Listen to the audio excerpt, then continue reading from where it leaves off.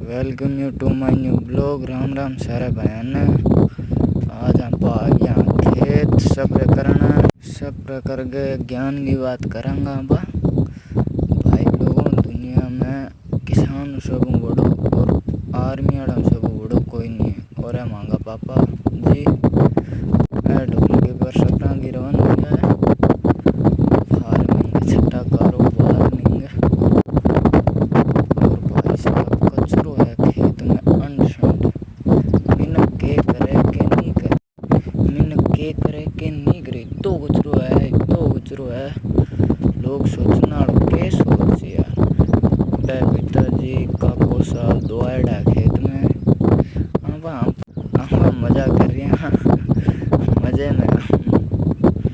और तो कहीं बताऊँ भाई लोगों जिंदगी झंड है। सपोर्ट करो चैनल को सब्सक्राइब करो और व्यूज़ नहीं आ रहा भाई व्यूज़ को क्यों उपाय करो।